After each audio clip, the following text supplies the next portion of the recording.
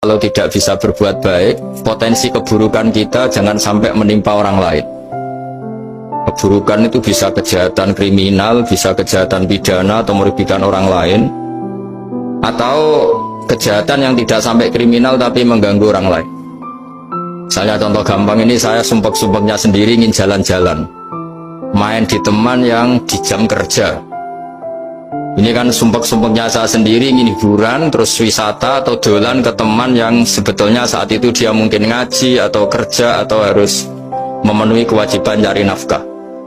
Gara-gara nemuin saya, akhirnya dia dikomplain sama majikannya, atau gara-gara nemuin saya, dia akhirnya tidak ngaji sama santrinya, atau gara-gara nemuin saya, dia terganggu aktivitasnya. Itu juga tidak boleh, karena berarti keburukan kita punya akibat pada orang lain. Jadi kaidah dalam Islam itu kalau tidak berbuat baik, potensi keburukan kita ini jangan sampai menimpa orang lain. Sehingga di sini Islam menyarankan uzlah. Uzlah itu nyepi. Jadi misalnya kita baru penat, baru bawaannya itu emosi, baru gak suka kumpul orang, itu ya sebaiknya jangan jalan-jalan. Karena di antara kebaikan Islam itu tabassum, senyum, atau talqatu wajhin, ceria. Tapi karena kita mungkin jatuh kredit, jatuh hutang, atau punya masalah keluarga, jika bawaan kita itu emosi. Nah, dalam seperti ini sebaiknya uzlah, menutup diri. Sehingga kata Rasulullah SAW, dalam zaman akhir di antara kebaikan itu kamu meninggalkan manusia, aktivitasnya, kemudian watadaun nas min syarrik, kamu meninggalkan manusia supaya nggak kena keburukan kamu.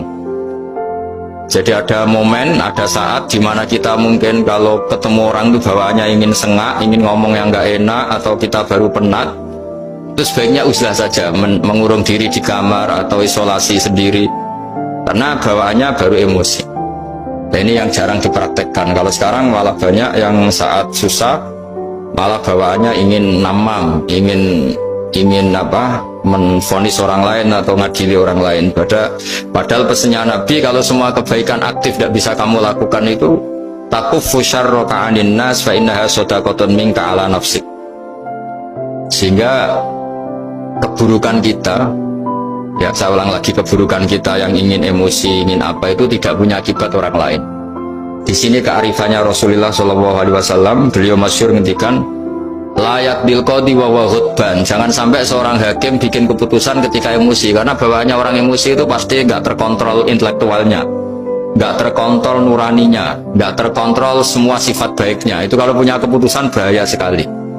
Jika Nabi dari awal ngendikan layak dilqodi wa ghadban, orang yang sedang emosi tinggi jangan bikin keputusan